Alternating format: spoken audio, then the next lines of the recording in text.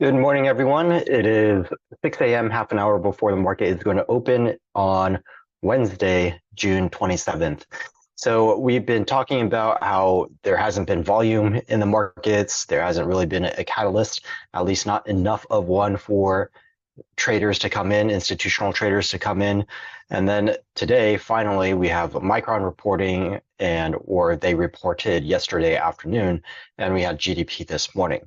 So we'll see if that is enough to get us to move the needle. It might not be, simply because we have another major report tomorrow and we have the July 4th weekend coming up. July 4th is one of the major holidays for the markets. So for whatever reason, it's always year end because we have so many holidays. So the Thanksgiving, the winter, Christmas, and New Year's holidays, those are always really big. But July 4th is the first, well, I guess we now have Juneteenth, but before we never really had that. Juneteenth is right at the beginning of the summer, and then July 4th is the major, major holiday that everyone that celebrates and seems to want to take off. It's the major holiday outside of the beginning or end of the year that a whole bunch of people take off. So there might be some hesitation to put on new positions immediately before that. And there could actually be some desire to take risk off before that. So we might see a little bit of taking money off the table this morning, tomorrow morning. More likely it would happen immediately before the weekend and major reports. So it could start today and bleed into tomorrow, and then we'll have a really quiet week next week because of that July 4th weekend. But let's take a look at what happened with GDP and see how that's starting to affect the markets this morning. Yesterday, we were down after market because of Micron, and we were going to see if GDP had added pressure down so that perhaps the QQQ would break down below that EMA 20. EMA 8 is this Wednesday, June 26th. I'm way off. It's today Thursday. Gosh, it's too early in the morning, I guess, for me. Today's Thursday, June 27th. Okay, so we floated upwards. I was talking about XLK, or XLSMH. It was all floated up towards the EMA 8, and then with the Micron down, we were threatening the EMA 20, and then we were going to see if that GDP would put the pressure and have us break that EMA 20.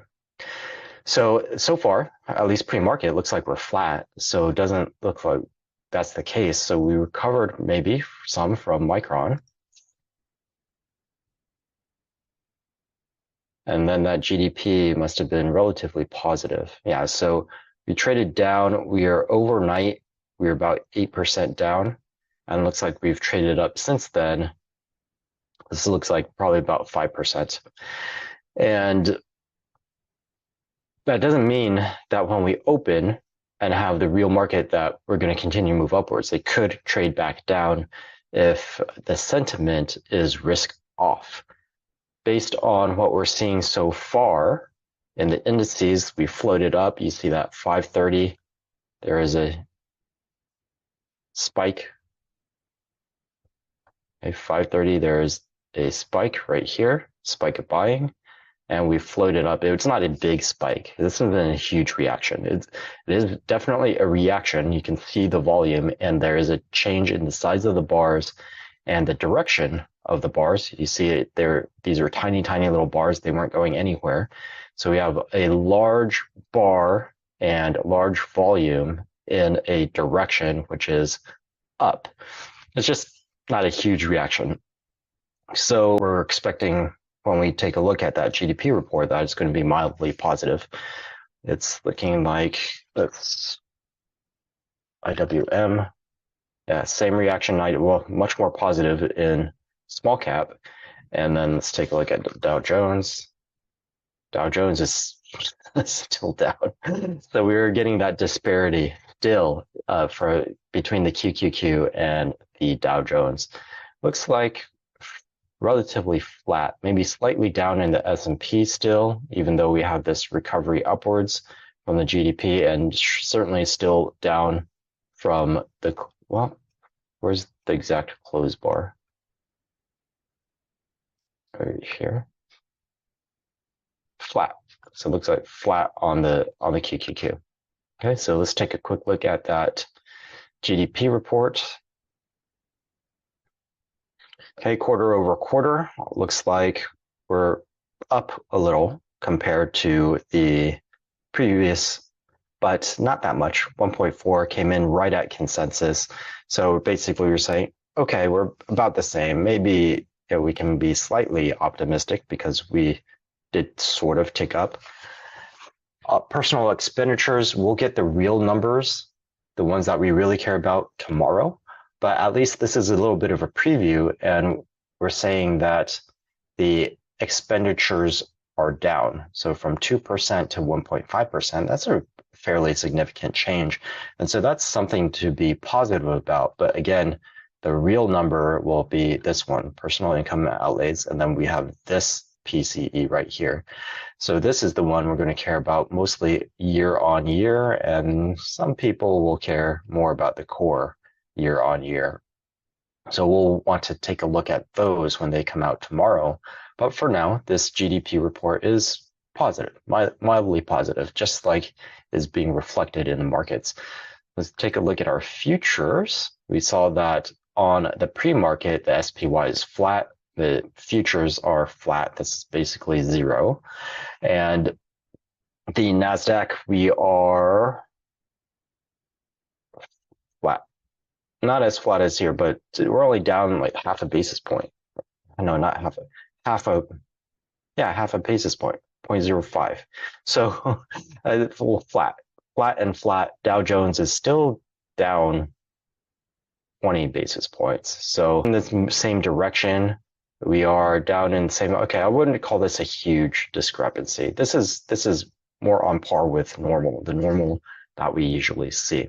So randomly down, that's what we would call it. Obviously, our journey to get to the point where we're randomly down was not random. We definitely started much lower, and then we had a directionality movement upwards. And we would call that maybe we have some positive momentum going upwards. So we're going to want to watch these resistance levels very carefully. For most of the indices that we're looking at, that is either the SMH, that's definitely the EMA 8. The XLC was well above that. XLK was we're right at the EMA 8. So for most of these, it's going to be the high from 2 or 3 days ago. Let's look at QQQ. Oops, too many Qs. Okay, QQQ, we're already slightly above that level. This will be this one right here, the high of 3 days ago. And then for the SPY, it's the high of 2 days ago rather than 3 days ago. If we can get above those, then that'll be pretty good for today because we do still have a pretty major report coming up tomorrow. It may be, like I said, if at any point in time, if institutions decide to lighten up on their risk or to take profits on certain positions, because it is month end as well. July 1st, yeah. On Monday, it's July 1st. So it is month end as well. So you could see some movement or balancing back into cash. The current environment does warrant a little bit of caution. Normally you don't see me with hedges, and for pretty much all week I've had a hedge. While other professional money managers, they're going to be trying to protect themselves, maybe not with full on with a hedge, but they might just go into cash.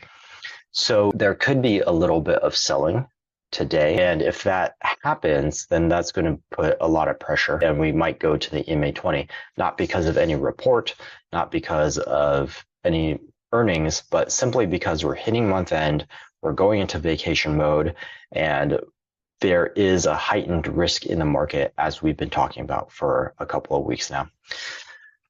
Let's take a look at the broader market and see if we can see anything that might influence a institutional manager one way or the other. So we'll start with the dollar, and we can see we've been bouncing off this channel and just steadily, I guess somewhat randomly, but overall there is this steady pattern of moving upwards back higher to the top of the channel. We're about halfway there.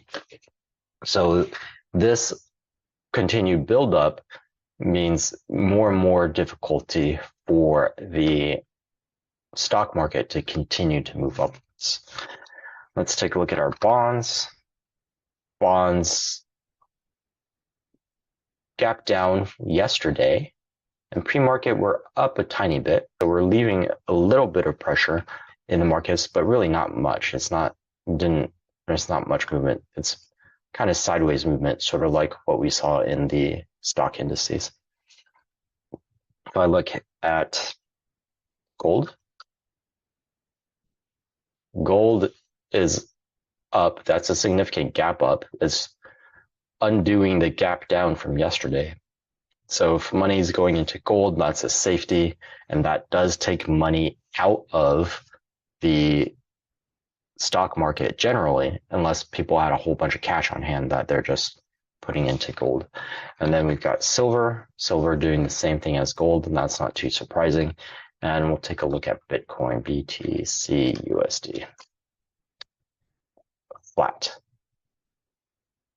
Over the last couple of days, it's flat. It's been coming down, but flat over the last few days. So far, not seeing anything with conviction or strength, except that gold market did gap back up. But if it's just undoing the move from yesterday, then that's not really significant. If we see gold move higher throughout the day and it ends significantly higher, then that is a sign. But the movement pre-market so far is not anything to really be concerned about. So flat, everything is showing as flat. So markets are really quiet. That's all. Like, it's like summer quiet, but unusually quiet even for summer. We're just waiting for something to tell us that it's okay to put money to work, either to the upside or to the downside, and we're not getting it. So yesterday's volume at 38.5 million, and the average, you can see this green line, it's just been going down. So down, and especially at a higher rate right here, you can see nearly every single volume candle has been under the average. And so this average has just been curving down so far, so fast. We haven't had any real market participation since May, beginning of May. It's coming down really hard. And since the beginning of May, we've bounced off of, so basically what we were saying is this pullback that we've seen in the SPY. What is this? Pull back to the MA90. Is this correct? Huh. Okay. Well,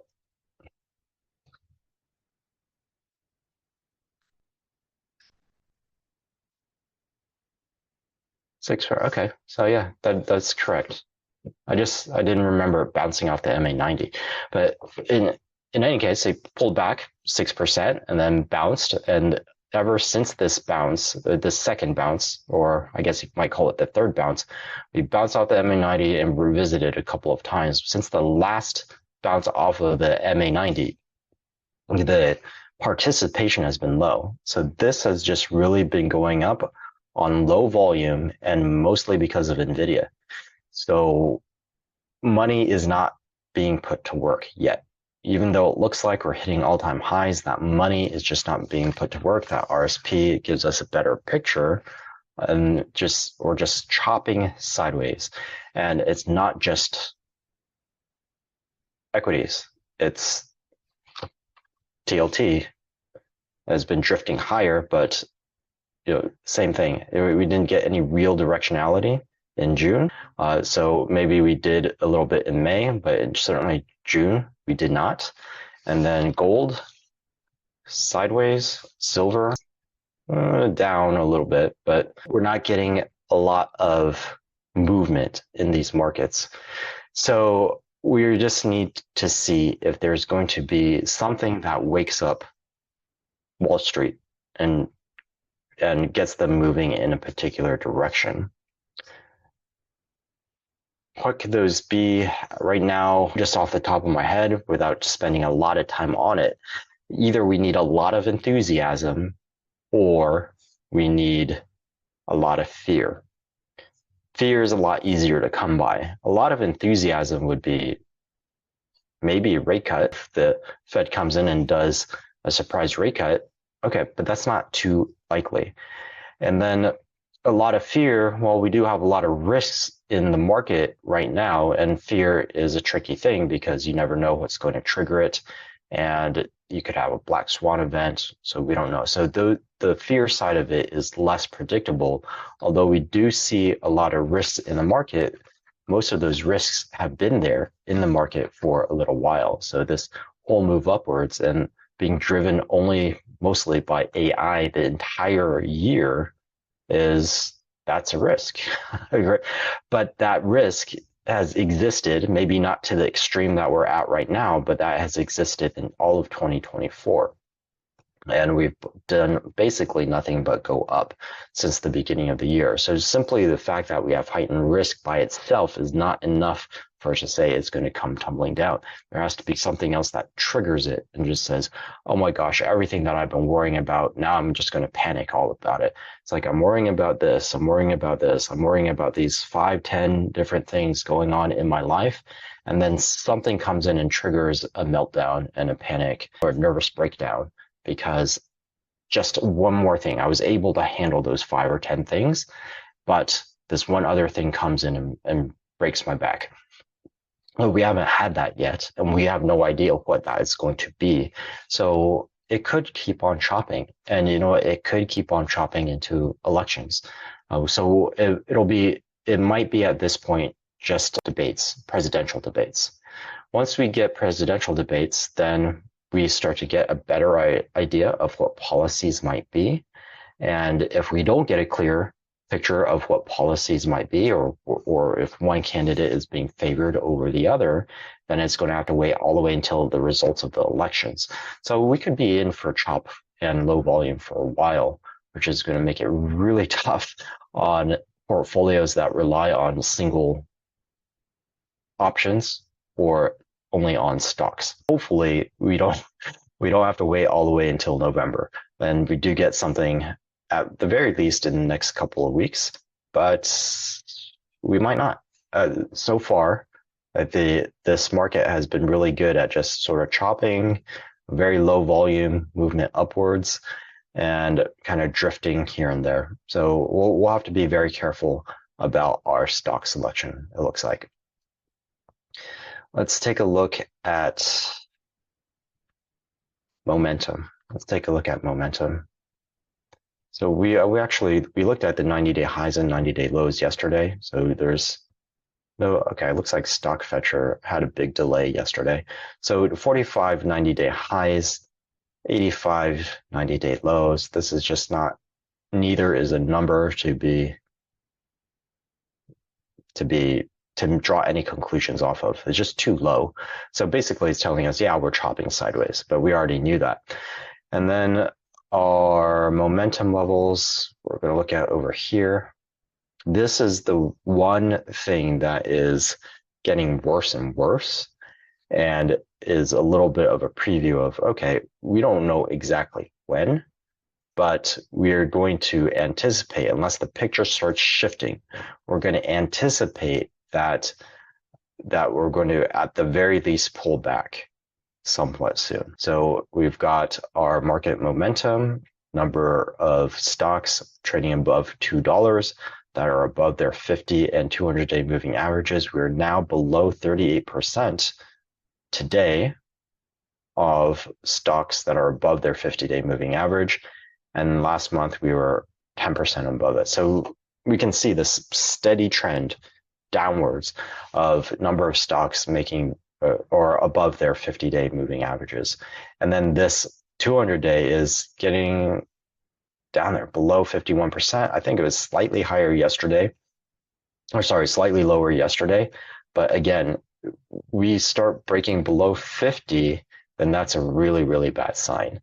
So this momentum is not giving us a lot of confidence. And then let's take a look at at the very least, the index. 50-day, 46% on the S&P 500. And the only ones above are consumer discretionary, but we had that weird purple effect, although these are the number of stocks. One individual stock having a really great day isn't going to affect this too much, but you can see it's only discretionary, tech, communications, real estate. So tech, these are all influenced by the AI stuff. Real estate, influenced by enthusiasm for whatever reason.